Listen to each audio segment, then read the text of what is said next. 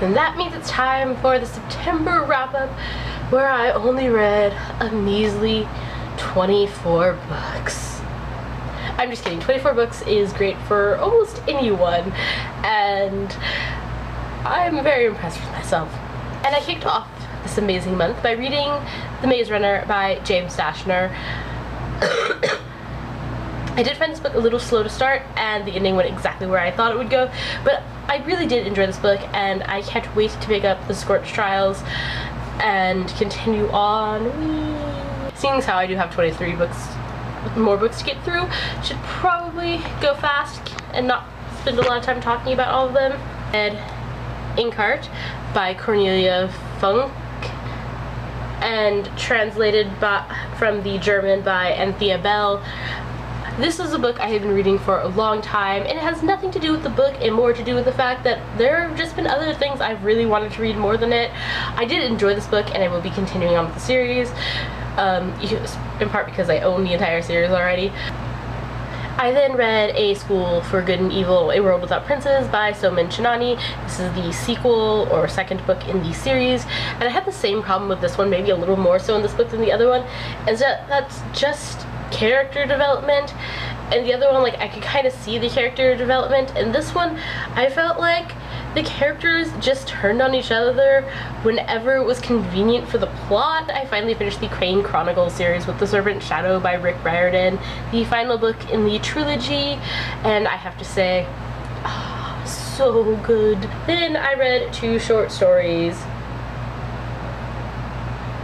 The first one is The Son of Sobek, a Carter Kane Percy Jackson adventure by Rick Riordan. This is obviously a crossover. It takes place, I don't know where on the Percy timeline it does. I'm only through the Mark of Athena, and I didn't really get any big spoilers on that side. And on the Kane Chronicles, it takes place after the Serpent's Shadow. And the second short story I read was The Staff of Serapis, an Annabeth Chase Sadie Kane adventure. Then I read Blood Moon by Alexandra Harvey. I was a bit disappointed in this book. I mean, I haven't read from the direct series in about 2 years, but I do know one major difference between this book and the other ones is there is no forming of a relationship in this one. The main characters in this one are Lucy, Solange, and Nicholas are the narrators. I took a break from marathoning books on my Nook and finished Aeon by Alison Goodman, the first book in the Aeon duology. And I really enjoyed this book for quite a number of reasons. It wasn't quite a 5-star, but better than a 4-star, so I gave it like a 4.5 star. You know how that works.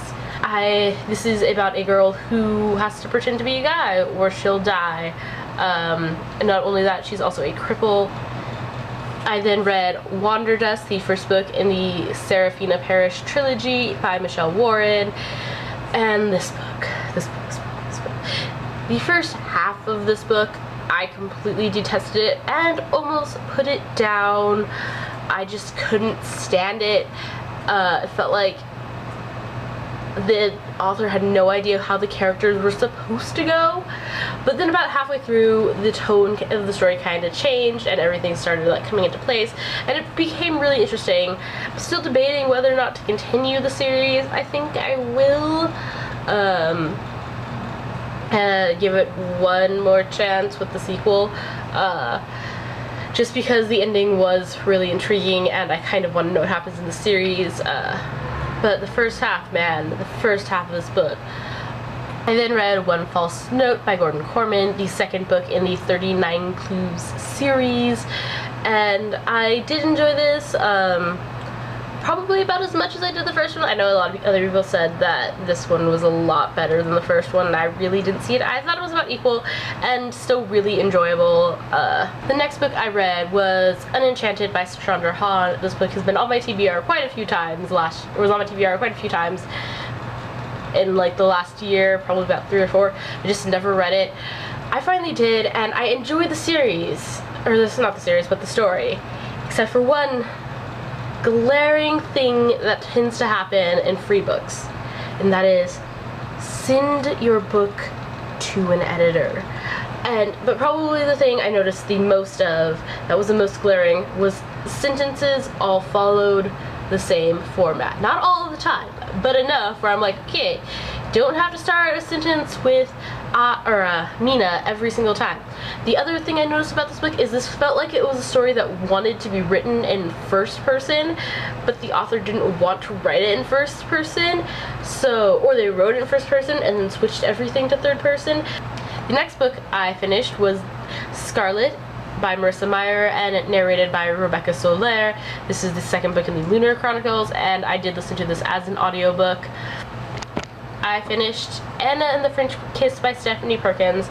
This is one of those books that I honestly expected to be overhyped, the amount of people who love this book. I'd say this book definitely lives up to the hype for the most part.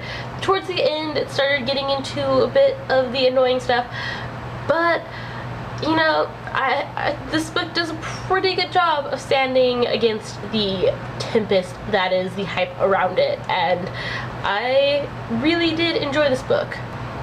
The next book I read was another ebook, and that was The Coincidence of Callie and Caden by Jessica Sorensen. This was a new adult novel, and I went into this book knowing nothing about this book. I didn't bother looking it up anywhere because when you're on BookTube, you do tend to kind of get the feeling that you know about a lot of the books you go into, at least something going in. So while I did enjoy going into a book completely blind, this book was predictable on every single level. I knew all the characters' troubles before they had them. All of the secrets that they had, I knew what they were. There was nothing really hidden to me about this book, and so there was nothing really special about it to me. Then at my mom's behest, I read The 7 Most Powerful Prayers That Will Change Your Life Forever by Adam Hodge. The next book that I finished, I half read, half audiobooked, and that is Little Women by Louisa May Alcott. This is a classic from, I don't want to bother looking up the year, but it is a definite slice of life for that era. I definitely enjoyed it more when I was listening to this as an audiobook as opposed to reading it. When I was reading it, I'm like, I don't care. But, you know, the ability to do other stuff while listening to this book definitely made this book more enjoyable for me. The next book I finished was The 39 Clues, book number 3, The Sword Thief by Peter Larangis. This was probably, in my opinion, the best of the first 3 books in the series. It takes place in Japan, for starters. I really did enjoy this one the most. And I wanted to continue reading the series immediately after finishing this one, but didn't want to buy the books. Then got through The Selection by Kiera Cass. This was a book my sister picked out, and like Fangirl by Rainbow Rowell last month, one she hasn't read. I did enjoy this book. I know a lot of people didn't really like it. It is basically The Bachelor in a book, in a dystopian setting book. But because I think so many people put this down, I didn't go in with very high expectations about this book. Basically, this is a romance novel. That's all there is to it. I read another short story, and that was Elemental Origin by Alexandra May. This was the in-between the first and second book in the series. And I mostly just read it, because normally I don't read the in-between books until after I finish the series. I mostly just read it because I don't have access to the second book yet. It's supposedly out, but I don't know where. Then I read Cress, and by read I mean listened to Cress by Marissa Meyer and narrated by Rebecca Soler. This was the 3rd book in the Lunar Chronicles, and I enjoyed it just as much as the other 2. I then read Howl's Moving Castle by Diane Wynne Jones. This is labeled as a children's book, but honestly, this was probably written before YA was a thing, because this is definitely YA, as Howl is a philanderer and Sophie is a pain in the ass, and also 18. And this isn't anything like the Miyazaki film. This is much more mature. And I did enjoy this, and I can't wait to read the next book, Castle in the Air. Short story, and that is Aria and the Seven Uniters.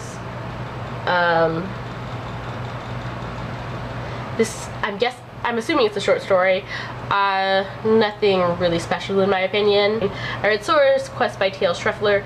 This is the first book in the Cat's Eye Chronicle, and I really did enjoy this fantasy book. It is a free book on your e-readers, and it was so good. I really did enjoy this. Then I finished the manga series Ouran High School Host Club by Bisco Hattori.